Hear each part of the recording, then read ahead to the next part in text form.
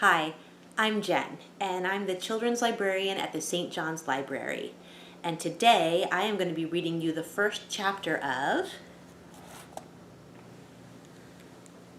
A Good Kind of Trouble, written by Lisa Moore Ramée. Before we get started, I want to acknowledge that this is a story about a young black girl, so a life experience completely different from my own. And me reading this story as a white person of privilege is in no way meant to erase her voice or to take this story as my own. I think it is really important to read stories about people who are different from us. For one thing, it can give us an inside look into a life experience that we will never have. Also, for myself, it has helped me build my empathy, my understanding, and my courage to speak out for others. So let's get started. All right, A Good Kind of Trouble by Lisa Moore Ramée. Chapter 1, First Slide. I'm allergic to trouble. It makes my hands itch. But today in science, when Mr. Levy starts calling out lab partner assignments, I don't even get the lightest tingle. I just sit there, barely breathing, waiting for him to assign me to the perfect partner. He's been promising we'd start science lab since the first day of school, but it's been weeks. Lots of time for me to decide on the perfect partner. Mr. Levy has been teaching science at Emerson Junior High for centuries, and he looks like a mad scientist, for real. He has wild, frizzy gray hair, and he even wears a lab coat every day. He fluffs his hair and adjusts his thick black glasses. I start rubbing my hands against my legs, which isn't a good sign, but I don't pay attention. Any second, he will get to my name. Shayla and... Mr. Levy pauses a few seconds, like he is really thinking about it, like he doesn't already have the list in front of him. And Bernard, he says. No, and I mean no.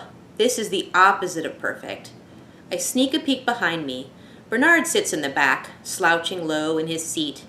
Junior high desks weren't made for Bernard. He's not kid-sized. He's grown-up-sized. And grown-up big. He catches me looking at him, and his mouth shifts into a mean grimace. I gulp and look away. My sister Hannah would say I'm being just like those people who take one look at a black person and think they need to clutch their purse tight or lock their car doors. I have no problem with Bernard being black, obviously. I'm black too. It's him being huge and mean and scary. Bernard went to the same elementary school as me and my best friends, Isabella and Julia. We're all terrified of him. Everyone I know is terrified of him. Even in kindergarten, he would scowl at everybody and he'd yell, a lot. In second grade, he yelled at me because I got to the Star Wars Legos before he did. He grabbed those stormtroopers right out of my hands, and if you've ever had someone snatch Legos from you, you know how much it hurts. And he didn't say sorry. I told him I needed the stormtroopers, but Bernard looked at me like he wouldn't have minded squashing me right underneath one of his big shoes. Bernard was a bully then, and he's a bully now. Please, oh please don't let us be doing lab work today. Find your partners, everyone.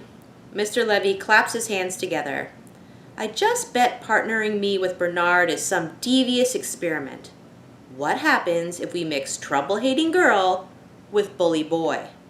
Kaboom, that's what. Shayla, Bernard hollers. He sounds mad. I guess he's not happy that we're partners either. I walk to the back of the room to the lab tables, and my feet feel like they weigh 600 pounds. I got the first slide! Bernard's voice is like a bunch of bowling balls, all being dropped at the same time. The glass in one of his big paws snaps in two. Oh, I say.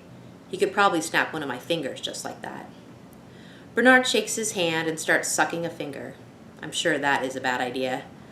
Mr. Levy comes over and sets some new slides next to our microscope. He doesn't even ask Bernard if he is okay. and Bernard doesn't look okay. He looks angry, which is basically saying he looks like Bernard. "Stop messing around," Mr. Levy tells Bernard. "I wasn't," Bernard booms. Mr. Levy shakes his head and walks away.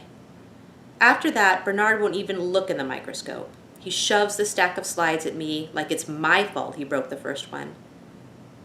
The top slide has a tiny green-brown thing on it, and when I peer through the microscope, I can see it's a bug leg. I think it's from a grasshopper, and write some notes about it and try not to study Bernard. I don't know if I should say anything to him. I don't want to make him even more mad. When class is over, he gets up so fast he knocks his desk to its side. And instead of picking it up, he storms out of the room. You bet Mr. Levy frowns real hard at that. I pick up Bernard's desk before leaving class. Maybe, since Mr. Levy didn't have to pick it up, no one will get in trouble. But my hands itch anyway. And that was the first chapter of A Good Kind of Trouble by Lisa Moore Ramée.